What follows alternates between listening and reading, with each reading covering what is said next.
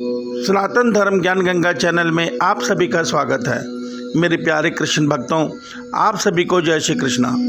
श्री भगवान आप सभी का जीवन आनंदमय, मंगलमय, भक्तिमय तथा धर्ममय करे, ऐसी श्री भगवान जी से प्रार्थना है। मेरे प्यारे कृष्ण भक्तों, आज रविवार के दिन हम लोग गोपियाँ कौन हैं और हम भी किस प्रकार गोपी का जन्म द्वापर युग में पा सकते हैं, इस विषय में चर्चा करेंगे। जय श्री कृष्णा। मेरे प्यारे कृष्ण भक्तों, हमारे वेद, हमारी श्रीमद् भगवत गीता और हमारे शास्त्र हमें यह बताते हैं कि यह चतुर्युग सदैव चलता रहता है।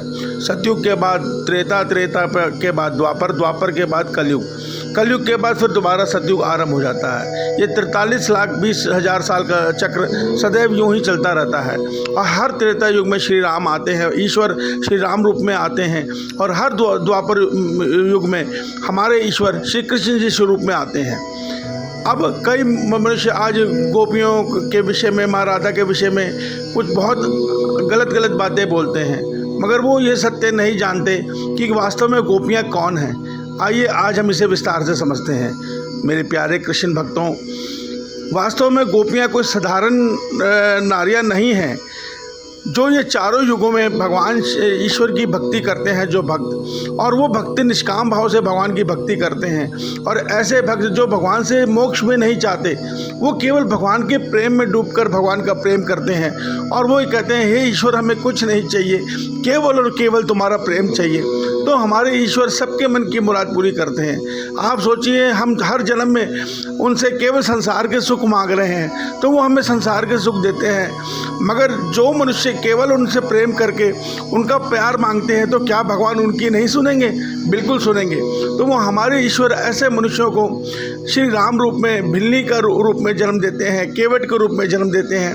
और जो अथाह प्रेम चाहते हैं, उनको भगवान श्री कृष्ण जी स्वरूप में जब आते हैं संसार में ईश्वर, तो ऐसे सिद्ध ऋषियों को, ऐसे सिद्ध भक्तों को भगवान गोपियों का जन्म देते हैं। प्रकृति उनको भगवान के काल में गोपियों का जन्म देती है और ये सिद्ध भक्त भगवान का प्रेम गोपी रूप में पाते हैं। मेरे प्यारे कृष्ण भक्तों, ये है गोपियों का रहस्य। गोपी कोई साधारण नारियाँ नहीं है कि वो जन्मी और वो कृष्ण जी को देख के आकर्षित हो गई, ऐसा कुछ नहीं है।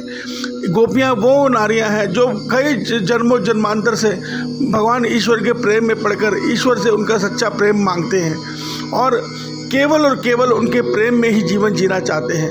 तो ऐसे भक्तों को की मनोकामना भगवान श्री कृष्ण जी स्वरूप में आके अवश्य पूरी करते हैं। मेरे प्यारे कृष्ण भक्तों, आज भी हम वृंदावन में जानते हैं कि निधि वन में वहाँ पे नित्य रास भगवान रचाते हैं। रास क्या है? वास्तव में रास की लीला ये है कि ईश्वर परमात्मा है और परमात्मा है।